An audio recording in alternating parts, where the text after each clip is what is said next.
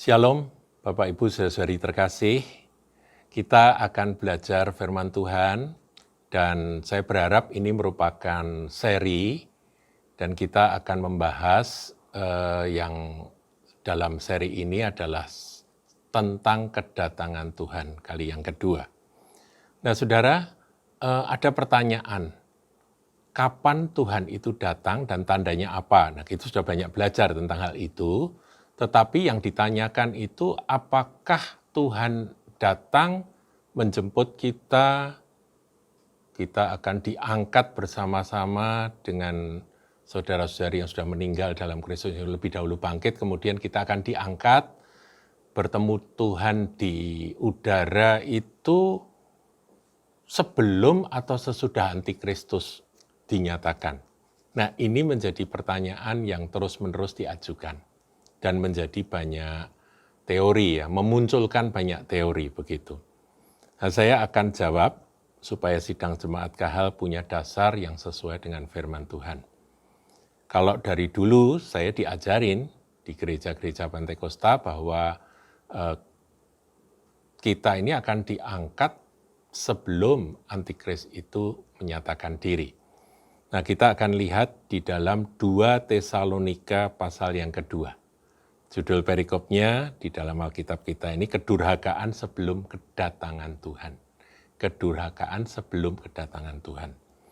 Dikatakan demikian, tentang kedatangan Tuhan kita Yesus Kristus dan terhimpunnya kita dengan Dia. Jadi ini jelas, kedatangan Tuhan dan terhimpunnya kita dengan Dia ini jelas, ini menunjuk pada peristiwa pengangkatan yang tentunya tidak bisa dipisahkan dengan kebangkitan orang mati. Kami minta kepadamu saudara-saudara supaya kamu jangan lekas bingung dan gelisah, baik oleh ilham roh maupun oleh pemberitaan atau surat yang dikatakan dari kami, seolah-olah hari Tuhan telah tiba. Jadi rupa-rupanya pada masa Rasul Paulus menulis akan surat ini kepada jemaat Tesalonika, ada kegelisahan, ada kebingungan di antara mereka, ada yang berkata, ini ada Roh Kudus berkata demikian, bahwa Tuhan sudah datang, hari Tuhan sudah tiba, kemudian ini suratnya dari Rasul Paulus, begitu ya, dan sebagainya, dan itu disangkal oleh Paulus. Dikatakan ayat 3, janganlah kamu memberi dirimu disesatkan. Jadi rupa-rupanya soal kapan Tuhan datang, Tuhan sudah datang, dan sebagainya, itu merupakan merupakan bagian yang bisa dipakai oleh iblis untuk menyesatkan. Bagian pengajaran yang rawan penyesatan. Jangan kamu memberi dirimu disesatkan orang. Jadi saya juga memperingatkan pada jemaat Kahal yang dikasihi oleh Tuhan, kita juga jangan mau disesatkan oleh orang-orang yang memberitakan bahwa begini kedatangan Tuhan begitu, kita kembali aja kepada firman Tuhan. Jangan kamu memberi dirimu disesatkan orang dengan cara yang bagaimanapun juga, sebab, ini penting ya, sebelum hari itu di sini apa saudara yang dimaksud? Hari Tuhan Yesus datang kembali dan hari terhimpunnya kita dengan Yesus. Yang ada di ayat 1 tadi. Jadi hari pengangkatan saudara. Hari kebangkitan orang mati dan hari pengangkatan, sebelum hari itu tiba, haruslah datang dahulu murtad. Jadi kita ngerti firman Tuhan katakan akan ada murtad. Nah, sekarang ini sudah banyak yang murtad, saudara ya. Orang-orang yang karena pangkat, karena cinta, karena harta, ya, karena kedudukan, karena politik dan sebagainya, mereka murtad, meninggalkan Yesus Kristus Tuhan. Nah, murtad ini nanti akan semakin bertambah-tambah. Jadi jangan heran kalau terjadi murtad besar-besaran. Dan kemudian dikatakan dalam kalimat berikutnya, dan haruslah dinyatakan dahulu manusia durhaka yang harus binasa. Nah, siapakah yang dimaksudkan dengan haruslah dinyatakan dahulu manusia durhaka yang harus binasa? Ini menunjuk pada Antikristus, saudara. Jadi sebelum hari itu tiba, antikris harus dinyatakan terlebih dahulu. Siapakah antikris itu? Dikatakan yaitu lawan yang meninggikan diri di atas segala yang disebut atau yang disembah sebagai Allah. Bahkan ia duduk di bait Allah dan mau menyatakan diri sebagai Allah. Jadi nanti bait Allah pasti akan berdiri, karena di tempat itulah manusia durhaka yang harus binasa itu, si antikris itu akan menyatakan diri di bait Allah. Demikian, saudara, ini satu pelajaran yang memberi bukti kepada kita, bukti yang sangat jelas dan tak terbantahkan, bahwa salah satu tanda yang harus terjadi sebelum kita ini diangkat dan kita terhimpun dengan Dia, berhimpun menjadi satu dengan Dia, Tuhan kita, Raja kita, sebelum hari kebangkitan orang mati dan hari pengangkatan itu harus dinyatakan dahulu manusia durhaka. Dan ini bisa menyesatkan, saudara, kalau kita nggak ngerti firman ini. Nah, sekarang kita akan belajar apa yang firman Tuhan katakan mengenai detail peristiwa ketika Tuhan Yesus datang dan kemudian terjadi kebangkitan orang-orang mati yang mati dalam Kristus, yang kemudian disusul dengan pengangkatan. Nah, saudaraku, Rasul Paulus mengenai hal ini mendapatkan pewahyuan yang khusus dari Tuhan. Dia mencatat di dalam dua bagian, dalam dua suratnya. Yang pertama di dalam 1 Tesalonika 4, ayat yang ke-13 sampai ayat yang ke-18. Di sana Rasul Paulus menceritakan detail dan urut-urutan bagaimana Tuhan datang, kemudian orang yang mati dalam Kristus dibangkitkan, yang kemudian orang-orang yang masih tinggal hidup pada waktu itu akan diangkat, sehingga kemudian kita sama-sama berjumpa dengan Tuhan di angkasa. Nah, saudara, kita akan lihat sekarang firman, kita baca, saudara, di dalam 1 Tesalonika 4 ayat 13. Memang ini sudah sering saya sampaikan biasanya di dalam ibadah penghiburan, ya, saya sampaikan ini. Tapi dalam kesempatan yang baik ini kita mau belajar supaya kita punya dasar yang teguh. Kalau nanti Tuhan datang, apa saja yang akan terjadi kita ketahui. Demikian bunyi firman Tuhan, ayat 13. Judul perikopnya, Kedatangan Tuhan. Selanjutnya, kami tidak mau, saudara-saudara, bahwa kamu tidak mengetahui tentang mereka yang meninggal, supaya kamu jangan berduka cita seperti orang-orang lain yang tidak mempunyai pengharapan. Ayat 14, karena jikalau kita percaya bahwa Yesus telah mati dan telah bangkit, maka kita percaya juga bahwa mereka yang telah meninggal dalam Yesus akan dikumpulkan Allah bersama-sama dengan Dia, dengan Yesus. Ini kami katakan kepadamu dengan firman Tuhan.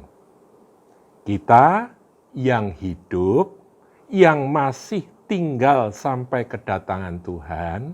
Jadi ada, saudaraku, anak-anak Tuhan, orang-orang percaya, milik Kristus, yang sampai hari kedatangan Tuhan itu masih tinggal, sekali-kali tidak akan mendahului mereka yang telah meninggal. Jadi urutannya jelas dan pasti. Ayat 16, sebab pada waktu tanda diberi, yaitu pada waktu penghulu malaikat berseru dan sangkakala Allah berbunyi, maka Tuhan sendiri akan turun dari sorga dan mereka yang mati dalam Kristus akan lebih dahulu bangkit. Kemudian ayat 17, sesudah itu kita yang hidup, yang masih tinggal, akan diangkat bersama-sama dengan mereka dalam awan menyongsong Tuhan di angkasa. Demikianlah kita akan selama-lamanya bersama-sama dengan Tuhan. Ayat 18, karena itu hiburkanlah seorang akan yang lain dengan perkataan-perkataan ini. Saudaraku, ini adalah pewahyuan yang luar biasa dari Rasul Paulus, di mana Roh Kudus itu memberi detail tentang peristiwa yang terjadi, urut-urutannya seperti apa. Jadi, pada waktu Tuhan datang nanti, ada dua peristiwa, yaitu kebangkitan orang mati dan pengangkatan orang yang masih tinggal hidup, yaitu tentunya yang menjadi milik Kristus. Kedua-duanya menjadi milik Kristus. Milik Kristus yang sudah meninggal akan bangkit lebih dahulu, kemudian yang masih tinggal hidup pada waktu itu akan diangkat dan bersama-sama bertemu dengan Tuhan di angkasa. Nah, secara khusus saudara, ayat yang ke-16 akan saya bacakan ulang. Dikatakan sebab pada waktu tanda diberi. Tandanya apa? Yaitu pada waktu penghulu malaikat berseru. Jadi nanti penghulu malaikat itu akan berteriak dengan suara yang nyaring, kemudian dikatakan dan sangkakala Allah berbunyi. Jadi ada tiupan sangkakala Allah. Nah, nanti kita akan bandingkan dengan tulisan Rasul Paulus yang beroleh wahyu ini, yang melengkapi akan apa yang dia detailkan di dalam 1 Tesalonika 4 ini. Nah, nanti kita akan bandingkan dengan apa yang Rasul Paulus tuliskan di dalam 1 Korintus 15. Tapi ini dulu, saudaraku. Ya, dikatakan bahwa sangkakala Allah berbunyi. Jadi ada sangkakala yang ditiup. Nah, kemudian maka Tuhan sendiri, Yesus sendiri akan turun dari surga. Saudaraku, bukankah ini sudah dijanjikan di dalam Kisah Para Rasul? Ketika Tuhan Yesus naik ke surga, ada dua orang dengan pakaian putih berkata, "Mengapa engkau menatap ke langit?" Orang-orang Galilea begitu ya. Dia yang naik ke surga akan datang kembali dengan cara yang sama seperti yang kau lihat hari ini. Jadi peristiwa kenaikan Tuhan itu sekaligus menjadi sebuah janji kepada kita bahwa nanti Tuhan akan kembali, akan datang kembali. Peristiwa kedatangan Tuhan ini diceritakan secara mendetail, urut-urutannya seperti apa, itu ada di dalam 1 Tesalonika 4 yang kita sedang pelajari pada saat ini.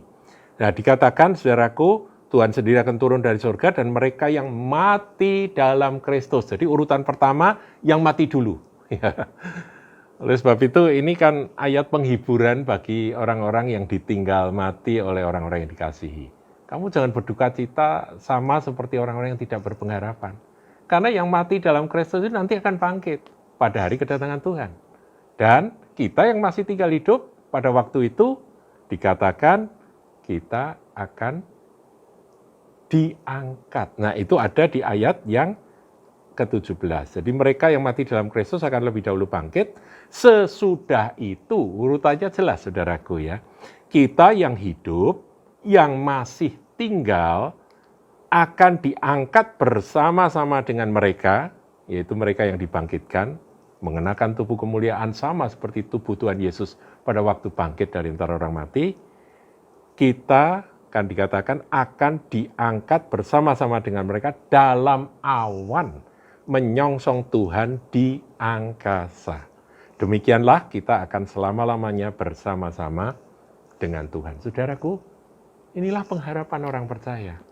Jadi kalau saudara punya pengharapan sakit disembuhkan, itu nggak salah. Pengharapan bangkrut dipulihkan sampai menjadi sukses, itu juga nggak salah. Tetapi pengharapan puncak kita itu adalah kalau kita mati dalam Kristus, kita akan bangkit. Kalau kita masih tinggal hidup pada waktu Tuhan datang, kita akan diangkat. Gitu ya, saudara. Nah, pertanyaan, saudara. Bagaimana kita bisa diangkat kalau kita masih mengenakan tubuh jasmani ini, tubuh daging ini? Kalau kita pakai tubuh daging ini kemudian kita diangkat, wow, pasti repot, saudara ya. Kalau kita ada di satu ruang yang plafonnya dari beton, kita diangkat, bisa kepentok beton, bisa benjut, saudara ya. Ya, jadi ini pengangkatan tentunya perlu ada yang namanya pengubahan tubuh terlebih dahulu. Nah, itu dijelaskan oleh Rasul Paulus sebagai kelengkapan di dalam 1 Korintus 15. Jadi 1 Korintus 15 dan 1 Tesalonika 4 ayat 13-18 tadi itu merupakan dua bagian yang saling melengkapi, saudara. Mari kita lihat ya sekarang 1 Korintus 15. Saya bacakan mulai ayat yang ke-49. Demikian bunyi firman Tuhan. 1 Korintus 15 ayat 49.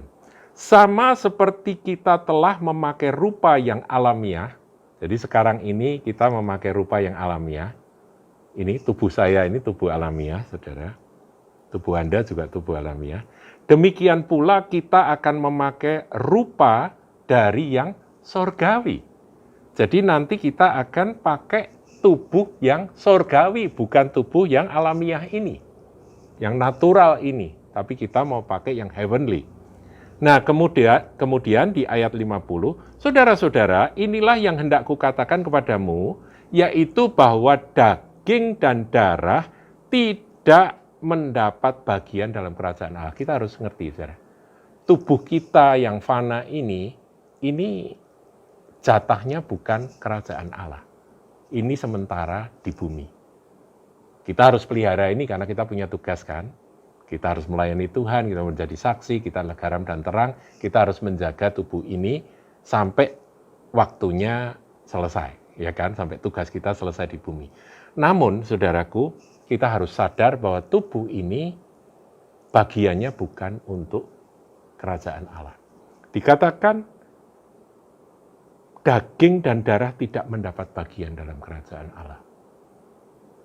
Dan bahwa yang binasa tidak mendapat bagian dalam apa yang tidak binasa, saudaraku. Jadi ini kan binasa. Ya, sejak kecil kita bertumbuh, kemudian kita menjadi dewasa kemudian menjadi tua.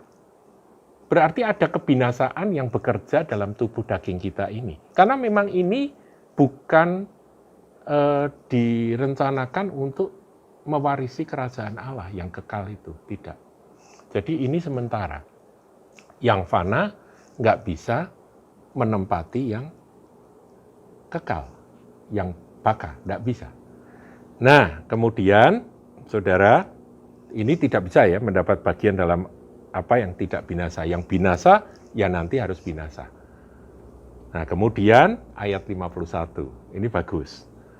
Perhatikan, sesungguhnya aku, Rasul Paulus, menyatakan kepadamu suatu rahasia. Nah, tadi kita sudah bicara tentang rahasia kedurhakaan, saudara ya. Nah, ini muncul lagi rahasia, mysterion. Jadi rupa-rupanya Tuhan punya banyak rahasia ya. Jadi sesuatu yang belum disingkapkan, ya tetap menjadi sesuatu yang tersembunyi, menjadi misteri gitu ya. Aku menyatakan kepadamu suatu misteri, kita tidak akan mati semuanya, tetapi kita semuanya akan diubah. Nah, kita tidak akan mati semuanya, tapi kita semuanya akan diubah. Ayat 52, dalam sekejap mata, jadi cepat sekali waktunya, sepersekian detik, maka pada waktu bunyi nafiri yang terakhir. Saudaraku, kata nafiri ini terjemahnya sama dengan sangkakala. Jadi, pada waktu bunyi sangkakala atau nafiri yang terakhir, sebab nafiri atau sangkakala akan berbunyi, dan orang-orang mati akan dibangkitkan dalam keadaan yang tidak dapat binasa, pakai tubuh kemuliaan, dan kita semua akan diubah. Kira-kira diubah menjadi seperti apa, saudara? Menjadi seperti orang-orang yang bangkit dari kubur itu, saudaraku. Bangkit dari kematian. Mereka mengenakan tubuh kebangkitan. Kita pun akan mengenakan tubuh kebangkitan atau tubuh kemuliaan yang sama seperti Tuhan Yesus. Saudaraku, inilah kerinduan kita, harapan kita yang sesungguhnya ketika kita mengikut Yesus. Saudara ingat kan, ada ayat ya, ini saya sedikit mundur, ayat yang ke-19 dari 1 Korintus 15. Dikatakan demikian, jikalau kita hanya dalam hidup ini saja menaruh pengharapan pada Kristus, maka kita adalah orang-orang yang paling malang dari segala manusia. Malang itu apa, saudara? Sial, celaka. Siapakah orang yang paling celaka dari segala manusia? Ya kalau saudara tanya di pinggir jalan ketemu orang yang nggak kenal, kemudian tanya, Mas, orang yang paling malang itu menurut Anda siapa? Ya mereka akan jawab, kalau orangnya cerdas dia akan jawab, orang paling malang itu adalah orang yang sudah jatuh ketimpa tangga, digigit anjing gila, ketangkep polisi, digebuki gitu ya. Itu orang paling malang, paling sial dari segala manusia. Tetapi firman Tuhan tidak katakan seperti itu. Orang yang paling malang dari segala manusia, paling sial, paling celaka, paling rugi dari segala manusia adalah yang sudah menaruh pengharapan kepada Kristus, tetapi dia menaruh pengharapan pada Kristus, tetapi saudaraku, dia harapannya hanya berhenti sampai hidup yang sekarang ini. Ya, jadi jikalau kita hanya dalam hidup ini saja menaruh pengharapan pada Kristus, maka kita adalah orang-orang yang paling malang dari segala manusia. Jadi pengharapan kita apa, saudaraku? Yaitu pada hari kebangkitan orang mati dan hari pengubahan tubuh. Tubuh yang binasa ini, tubuh yang menjadi tua, menjadi lemah, dan mudah sakit, ya, kena corona bisa mati, itu ya, saudaraku ya.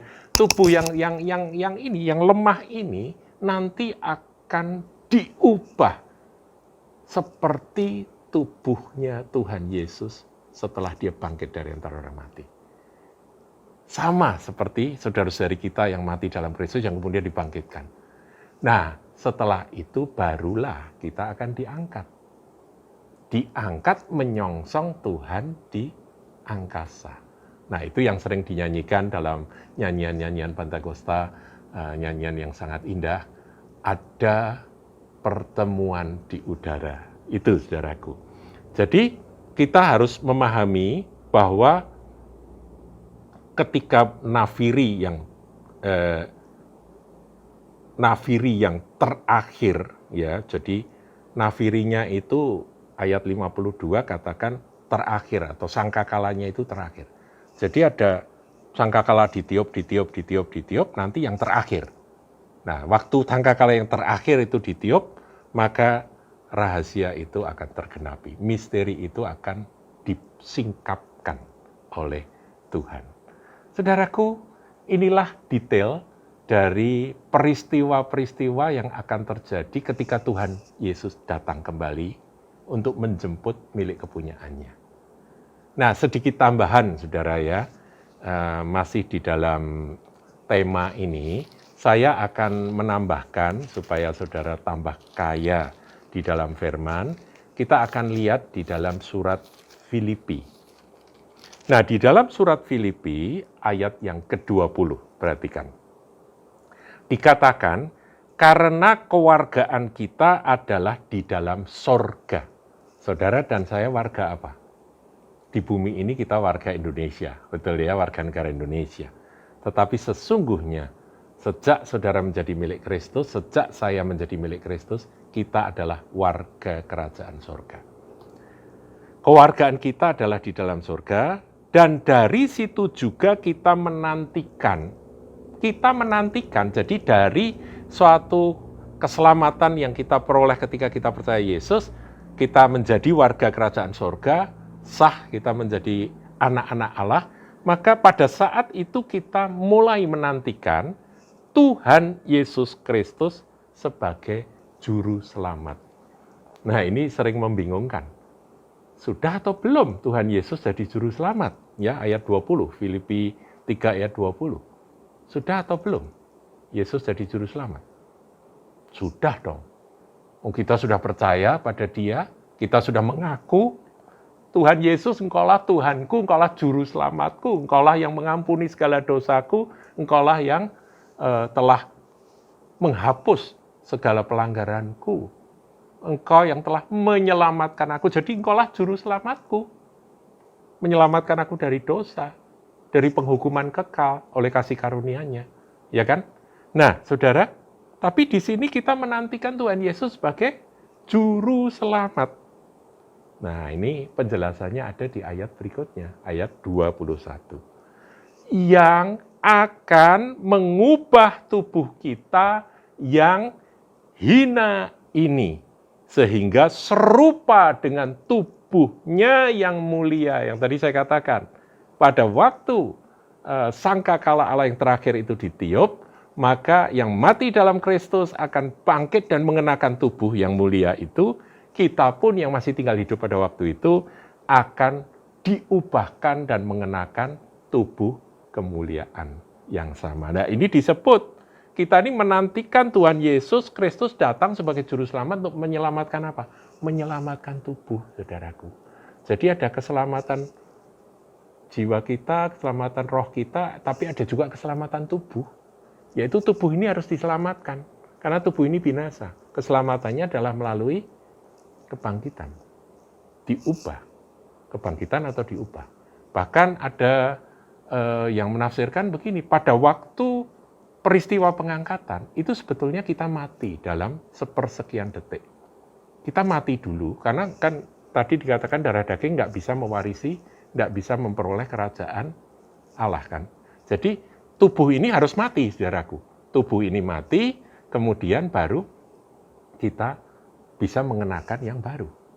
Mengenakan akan tubuh kemuliaan. Yang seperti dikatakan di dalam Filipi 3 ayat 21. Yang akan mengubah tubuh kita yang hina ini, sehingga serupa dengan tubuhnya yang mulia.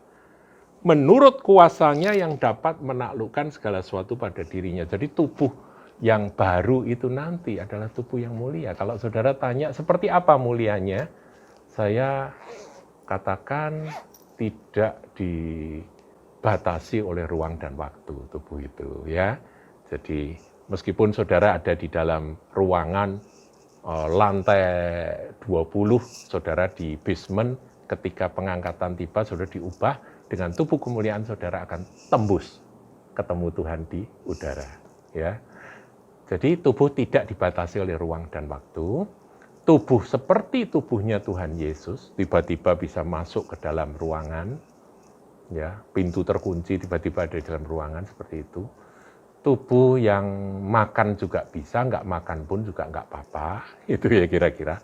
Tapi ada satu, tubuh kemuliaan tidak bisa berbuat dosa lagi. Itu yang paling kita rindukan.